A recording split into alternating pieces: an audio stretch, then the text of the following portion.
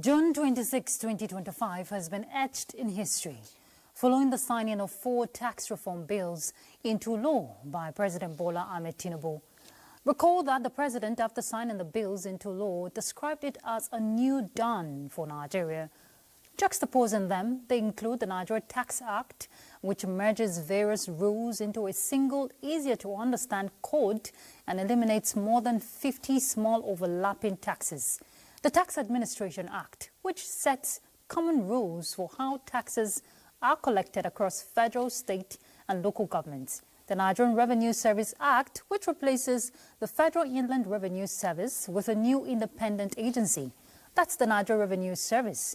The Joint Revenue Board Act, which improves coordination between levels of government and creates a tax ombudsman and tax appeal tribunal to resolve disputes.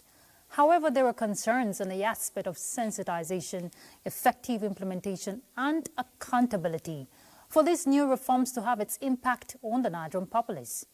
Some experts say promoting tax administration across different levels of government is a collective responsibility. Tonight, on Weekend File, the spotlight is on taxing matters, unpacking Nigeria's new tax reforms. And our guest is Professor Uche Waleke. He is a professor of capital market, Nasarawa State University. Thank you for joining us on Weekend File. I'm Ruth Aguele. First, let's bring you the news.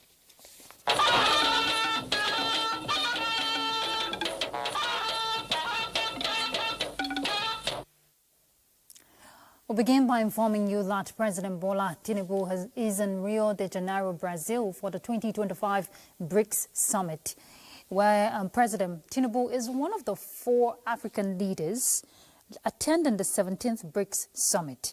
Presidential spokesman Bayo Onanuga, in a statement, says that President Tinubu is attending the summit at the invitation of President Luiz Inácio Lula da Silva of Brazil, on the strength of Nigeria's status as a partner country, a membership category short of full status. He explained that the partner status is higher than that of a guest country, as has been the case in the past. South Africa, Egypt, and Ethiopia are African members of BRICS. At this year's summit, BRICS leaders from countries identified as the world's fast-growing economies converged on Rio de Janeiro, promising to strengthen trade and technology exchange within the bloc against the background of U.S. President Donald Trump's tariff threat. The current reforms in the health sector are not just addressing disease outbreaks, but building a resilient health ecosystem capable of withstanding future threats, including climate change. Coordinating Minister of Health and Social Welfare, Professor Mohammed Ali Pate, stated this during the 3rd convocation lecture of the Federal University of Kashir in Gombe State, where he delivered a lecture titled The Evolution of Medical Sciences, Past, Present and Future. Professor Pate notes that the launch of the Health Sector Renewal Investment Initiative in 2023 aims to transform healthcare delivery across the country.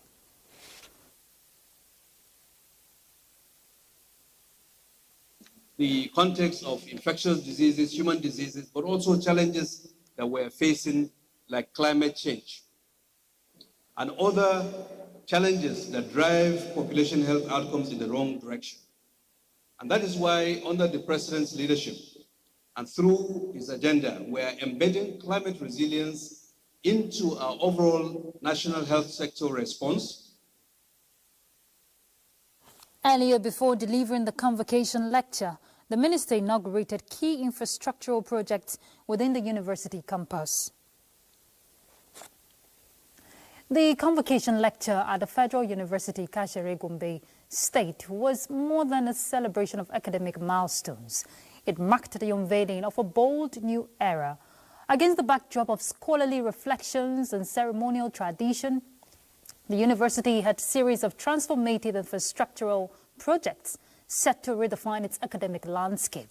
Zara Umar Adamu reports.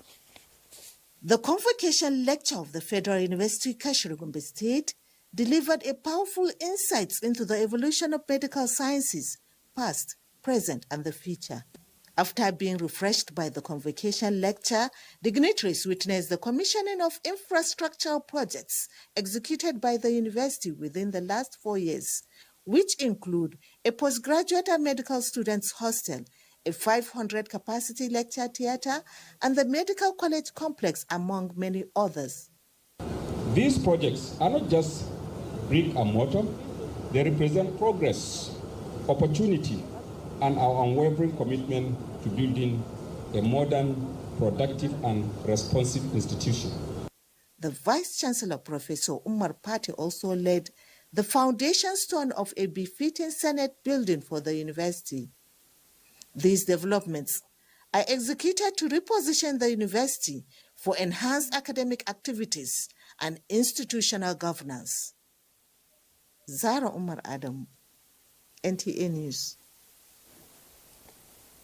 In other news, the National Security Advisor, Malam Nuhu Rabadu, says President Bola Tinubu has remained firm in surmounting the intractable security challenges. Rabadu stated this at the 50th anniversary celebration of the Nigerian Defense Academy, 18 regular course held in Abuja, where he delivered a lecture titled Veterans as Significant National Assets. The NSA stressed that Nigeria stood at a crossroad in 2022, grappling with multiple security challenges that threaten its unity, stability, and future.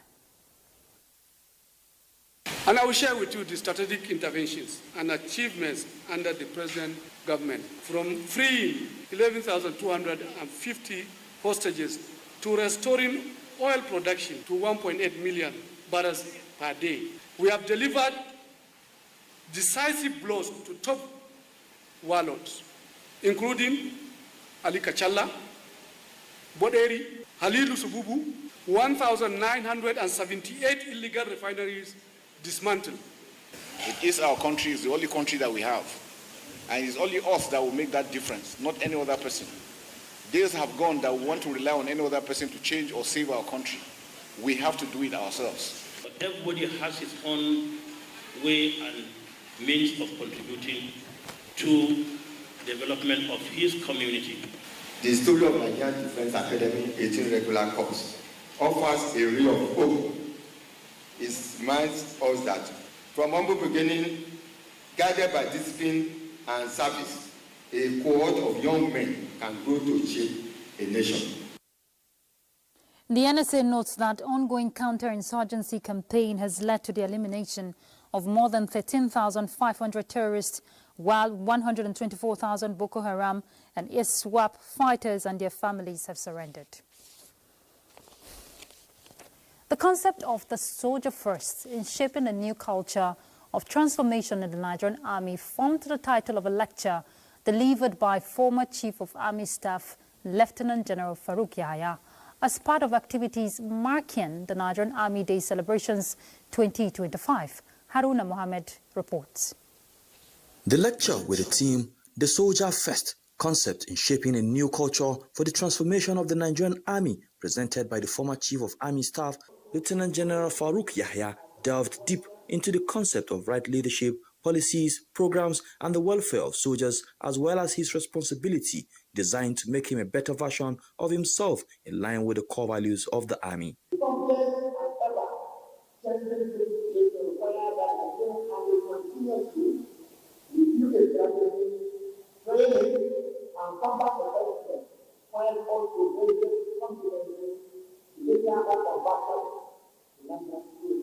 With the Nigerian Army 162 years in existence serving, and retired personnel, including media executives, are in line with the command philosophy of the Chief of Army Staff, Lieutenant General Olufemi Oluyede, and the soldiers' concept of bequeathing the Nigerian Army current and future operational environment with the need for continuous review of training, equipping, and preparedness to defeat contemporary threats. Highlights of the occasion featured the Chief of Army Staff interaction with media executives on the journey so far towards national security, moderated by the Director of News, Nigerian Television Authority, Halima Musa. Follow-up is an exhibition of historical military hardware and small arms. Sound administration and welfare of the Army plays key role in actualization of any mission, and the soldiers' concept is built to actualize so. in line with national security imperative. In Kaduna, I am Haruna Mohammed, NTA News.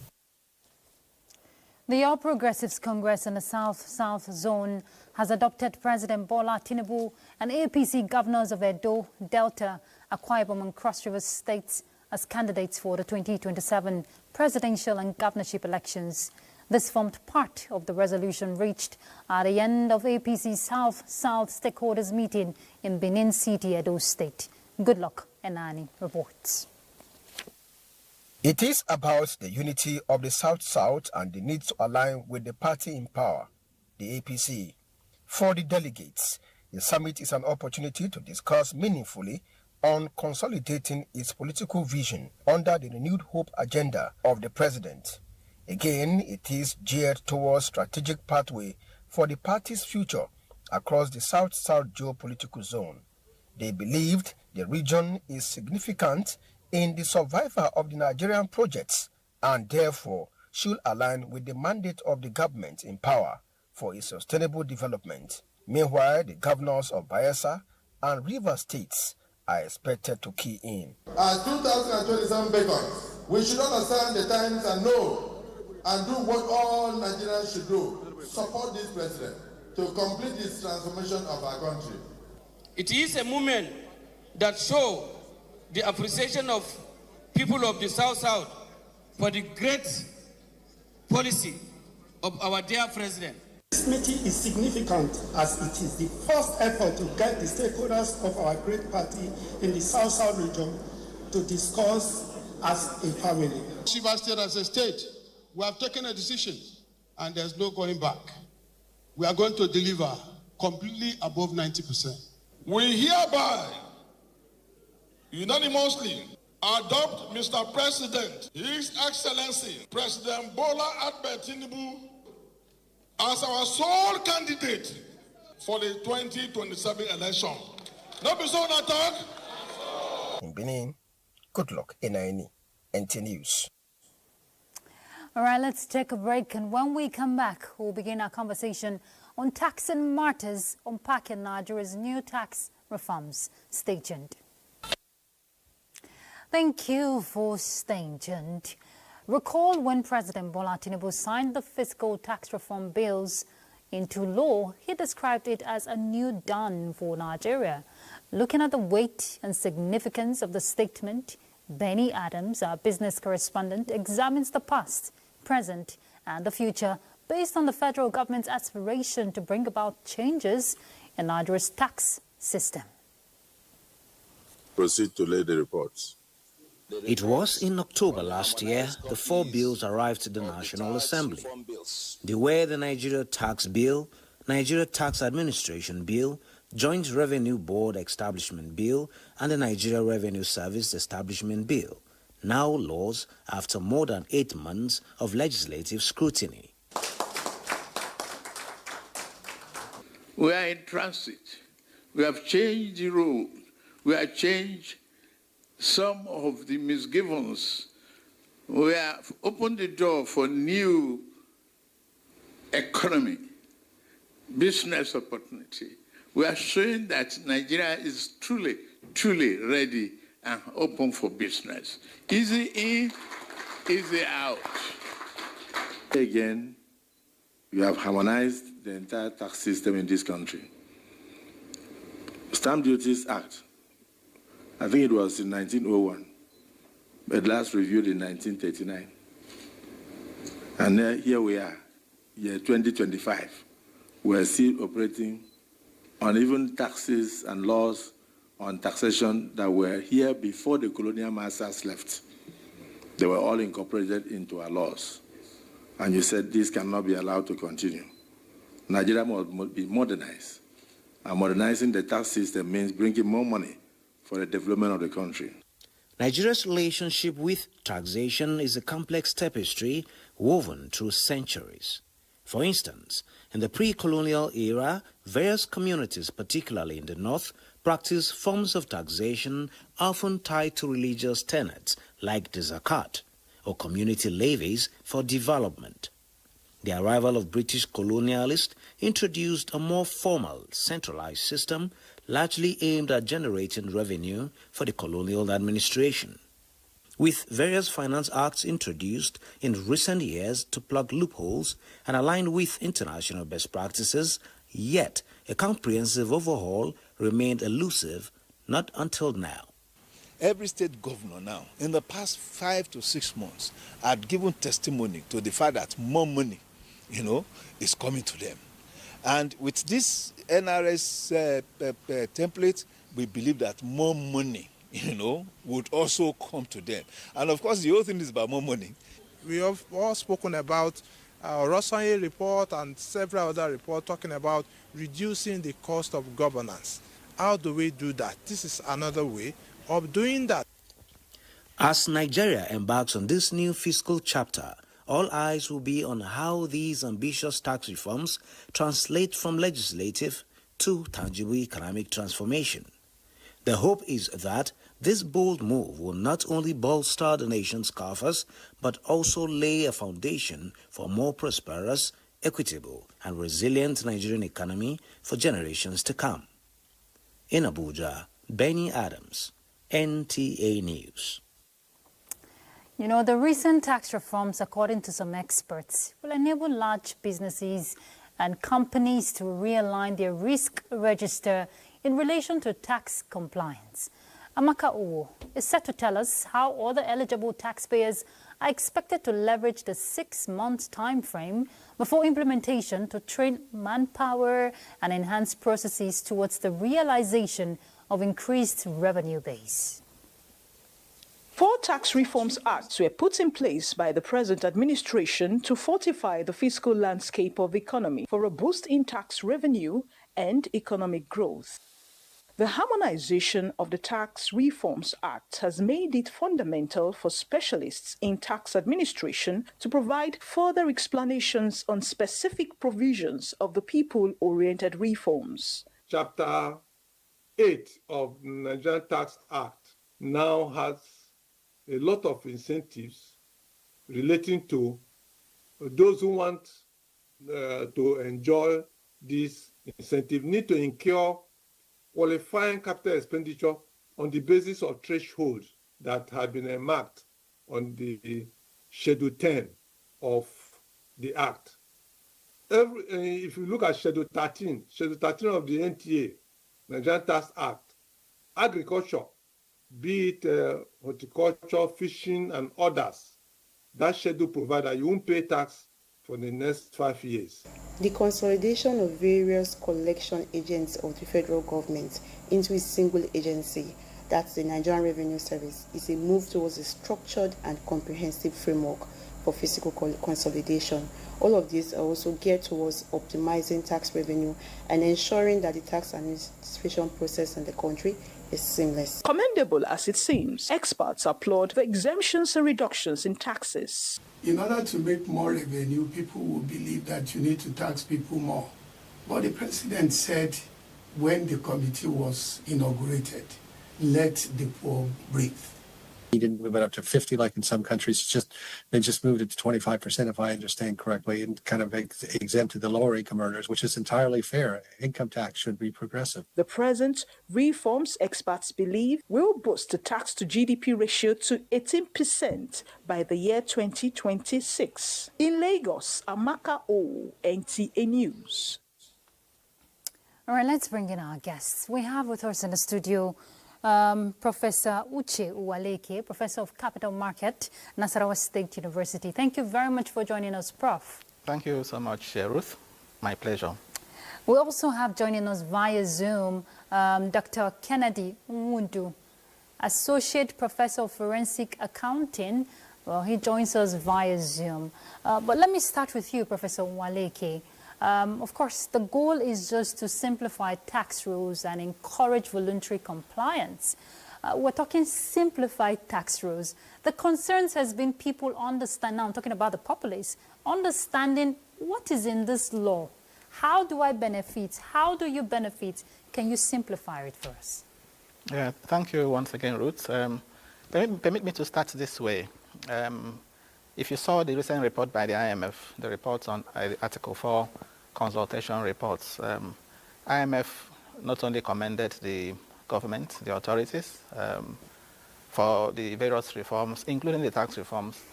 But if you also look at one of the recommendations they made, IMF was talking about Nigeria implementing a neutral fiscal stance.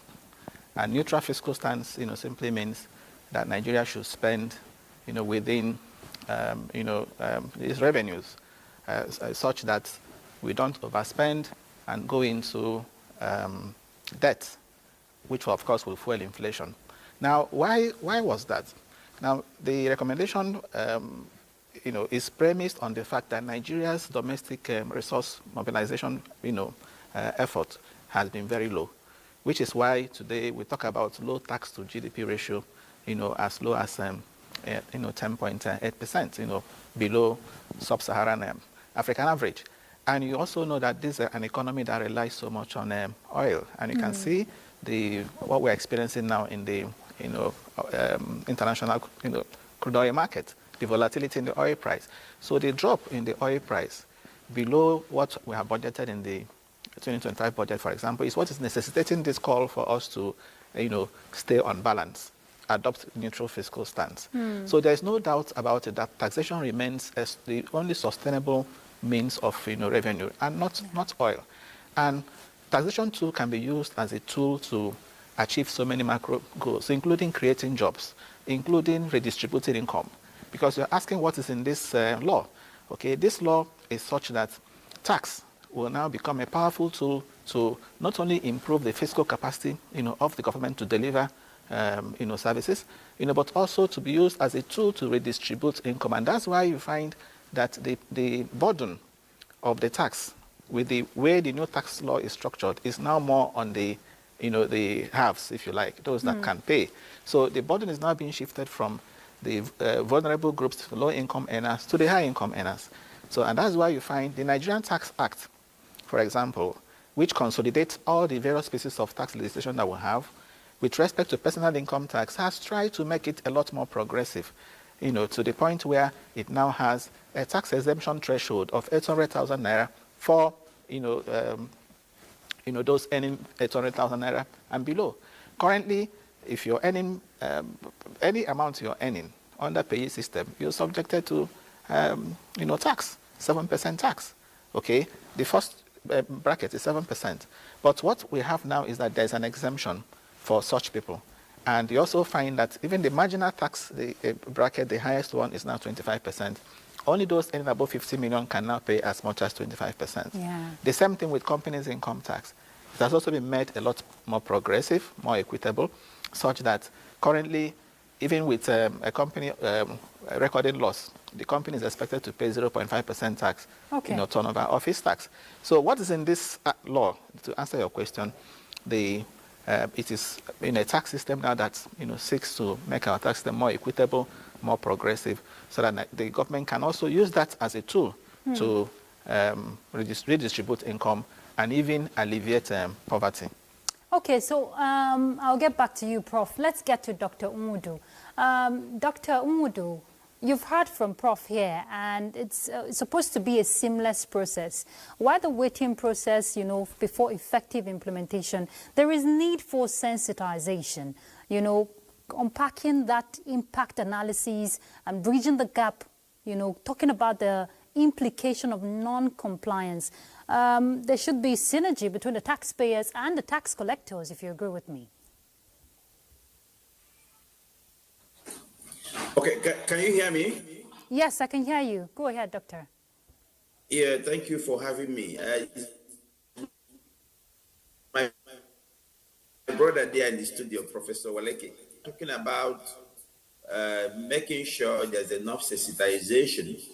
That is the reason why the implementation of these laws we are set to be next year, January 2026, to enable Nigerian government, the tax authorities and tax consultants like us educate Nigerians. 6 good months may not be enough, but it will go a long way to educate Nigerians about the new tax laws.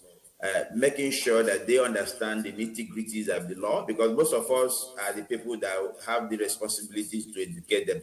Most people come to our office to seek advice as tax consultants. Most people call us on phone. So we'll be able to educate them that this is what the law is saying right now. There will be technical sessions at various institutes, at ICANN, ANAN, CITN. Most of our clients, both individuals and companies, will be written. Technical sessions and seminars will be organized.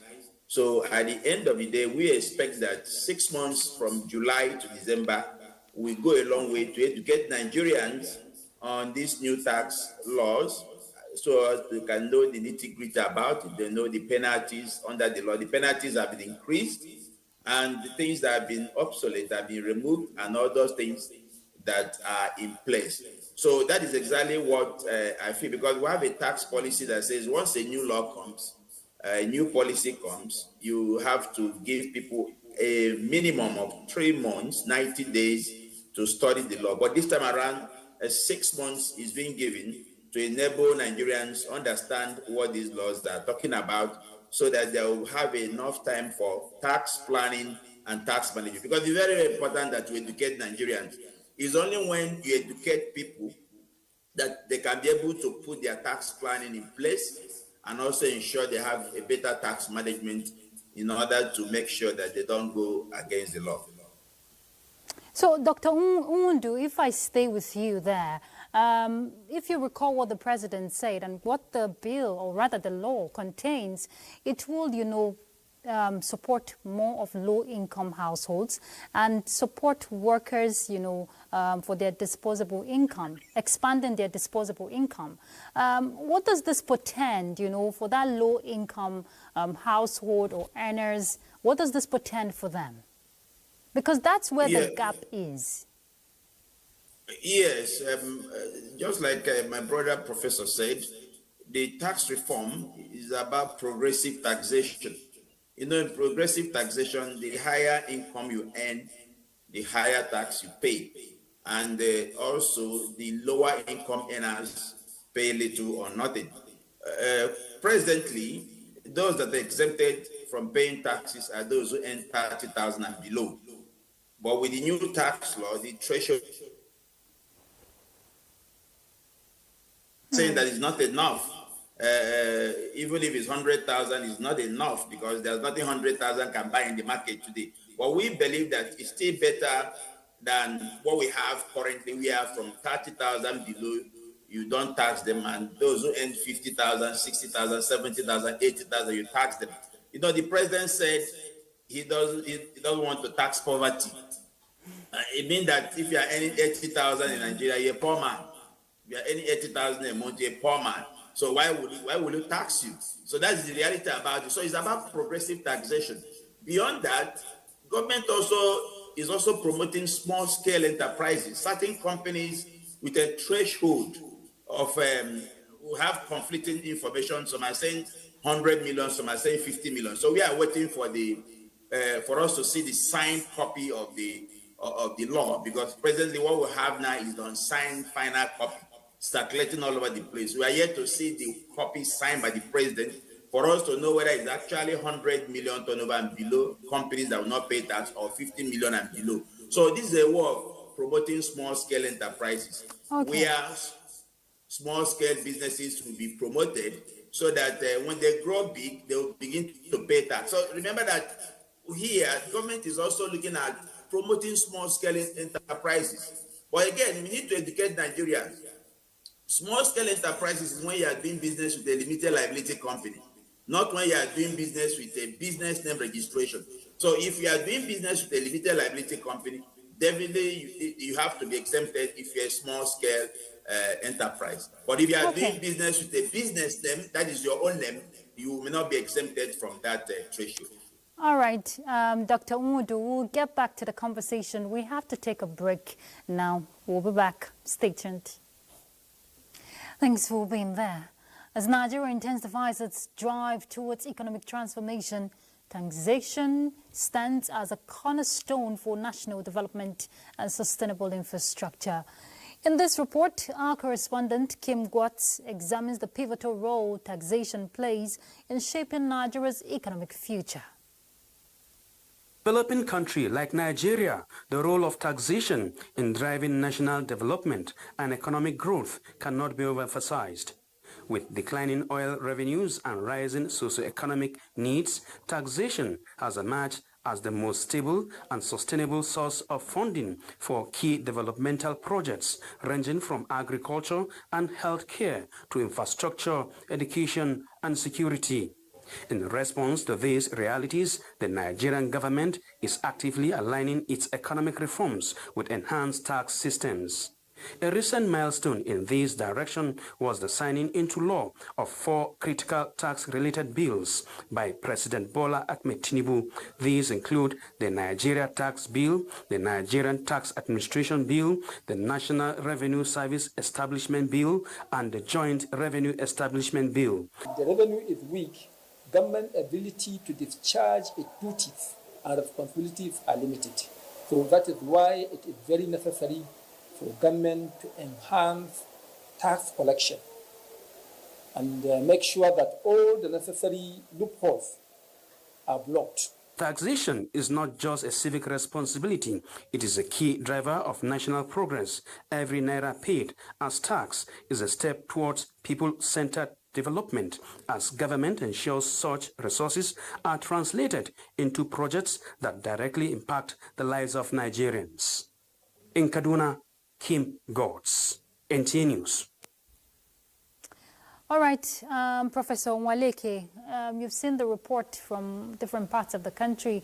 And just before we took that break, Dr. Umudu was, sharing his thoughts on the impact on MSMEs because, of course, they don't have to pay company income tax if their turnover is not more than 50 million naira. But the question is trust, transparency, and accountability. If we want an effective implementation of these reforms, because you're building you're bringing in a new system that the people need to believe in based on what has happened in the past, how can the service build trust among the people? Yeah, thank you, Ruth. Again, part of why we have that window, the 6-month window, is also to provide sufficient time or adequate time for the revenue service to, of course, invest in the needed infrastructure, IT infrastructure, for example, to train and retrain staff, and also to put in place a number of other structures which we also have in the tax laws. For example, the Office of the Tax Ombudsman, which is new, and also an opportunity to also strengthen the Tax Appeal Tribunal and establish properly the Joint Revenue Board. So this time will be ample time to do that. Now, speaking about trust, I always say that the issue of fiscal policy, is about an equation. It's about a balance. On the one hand, you have the revenue. On the other hand, you also have the spend.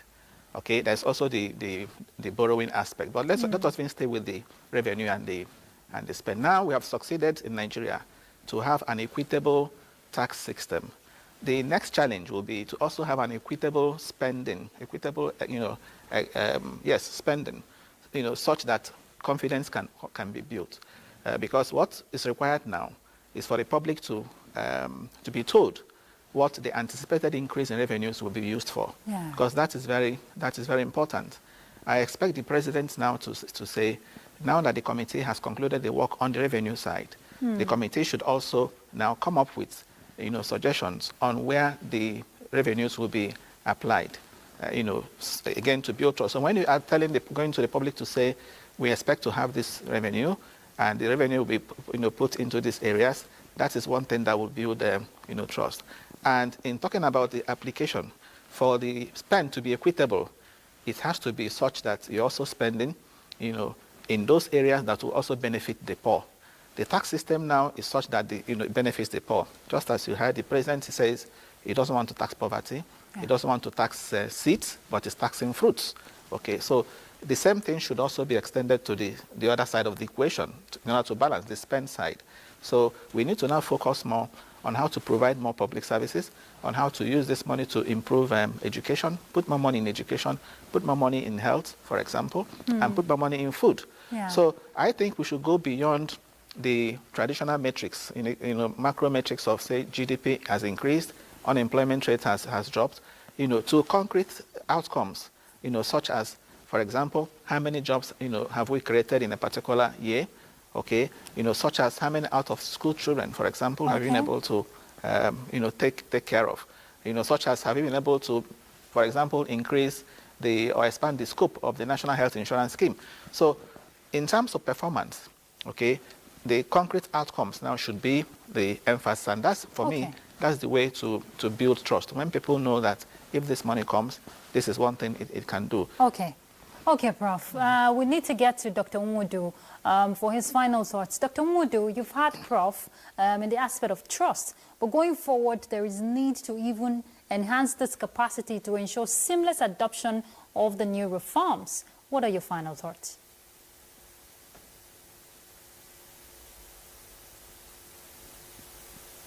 Yeah, thank you very much. The Constitution made it clear that, especially Section 24F, made it clear that the citizens have responsibility to declare their income honestly and pay taxes. And the same Constitution made it clear that government responsibility is to provide for security and welfare of the people. So it is supposed to be a symbiotic relationship. We're supposed to have a relationship where we have a tax transparency. And when we talk about tax transparency, we are saying the citizens should declare their income and pay their appropriate taxes. And the other leg of it is that the government should, as much as possible, show transparency and accountability in the using taxpayers' money. Let me tell you the truth. The truth of the matter is this. The bulk of this money that will be generated will go to the state. And most of our state governors are not accountable. We have to tell ourselves the truth. Right now, if you look at the VAT allocation, the federal government is only taking 10% of that VAT allocation. The remaining 90% is going to states and local government. So Nigerians should begin to ask their state governors to show accountability. If the state governors to show accountability, I'm sure that'll be fine, because the mistake we normally have, the illusion is that everybody is looking at the federal government. Nobody is looking at the state, what the state governors are doing.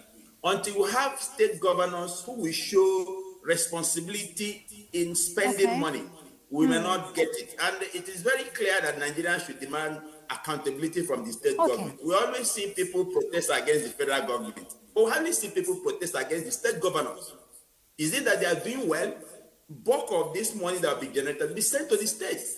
And we expect that we should have a legislation where we ask the state to publish their financial report, revenue and expenditure on monthly basis or even on quarterly basis on the daily newspapers.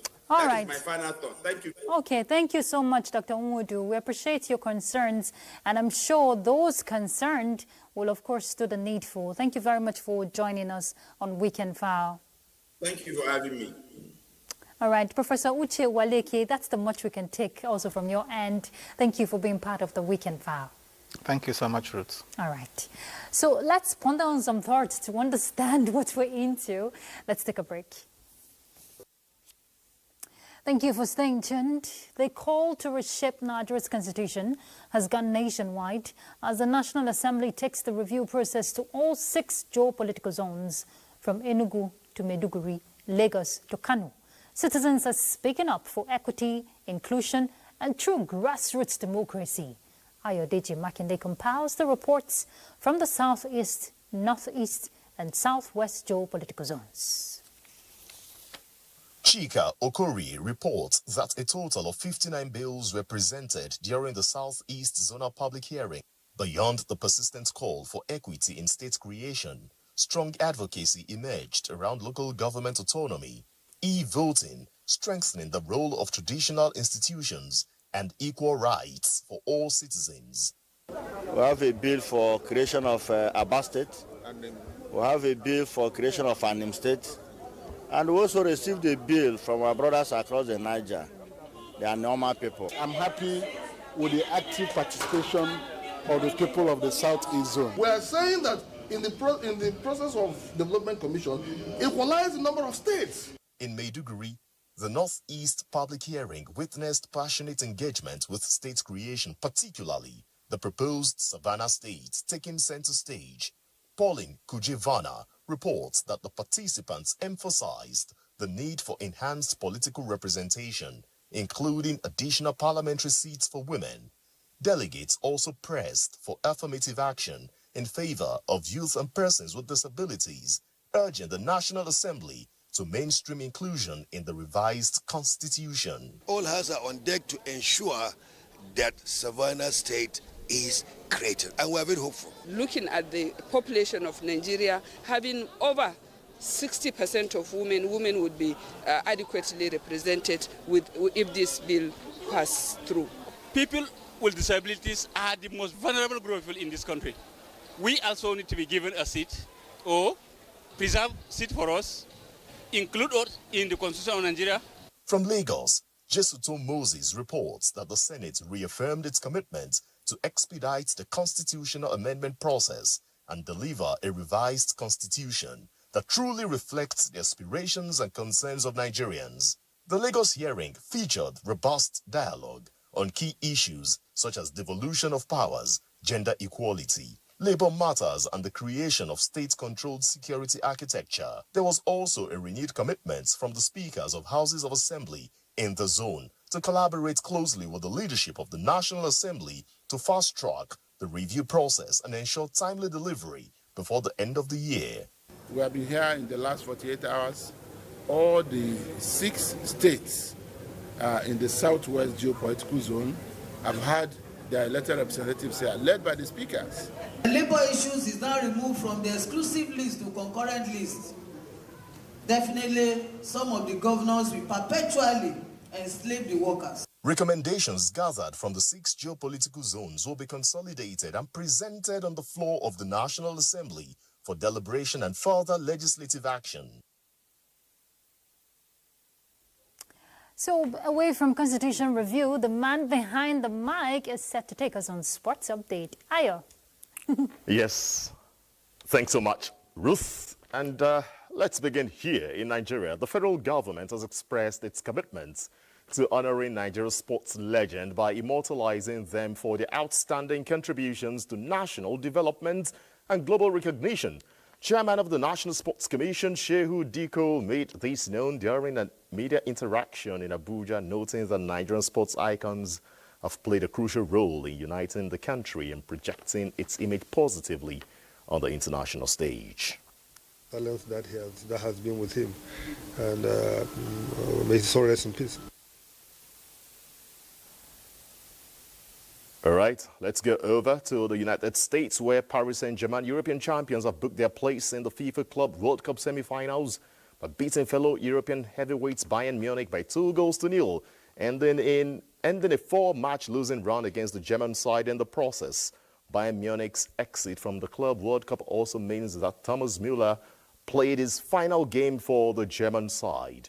Meanwhile, Chelsea also booked their place in the semis earlier on Saturday, defeating Palmeiras 2-1. The final match to decide the quarterfinal in the quarterfinal between Real Madrid and Borussia Dortmund is currently ongoing, and Real Madrid are leading by 2-0 after the first 45 minutes. Let's leave the USA and come back to England, where world number 1 Yannick Sinner bulldozed into the last 16 at Wimbledon, crushing Spaniard Pedro Martinez 6-1, 6-3, 6-1 in a ruthless centre-court demolition job on Saturday. Martinez looked to be struggling with a shoulder problem, with the trainer twice called on court. But Sinner showed no mercy to secure his 3rd consecutive straight sets victory at the All England club. And that's your sports. Back to Ruth. Many thanks, Ayo. And before we draw the curtains, well, it may interest you to know that today, not tomorrow, is United Nations International Day of Cooperatives, with the theme driving inclusive and sustainable solutions for a better world. The day recognizes the role of cooperatives worldwide in the advancement of economic, social, and cultural development. Support cooperative movements in your community and beyond, and be part of 12% of global population in the over 3 million cooperatives worldwide.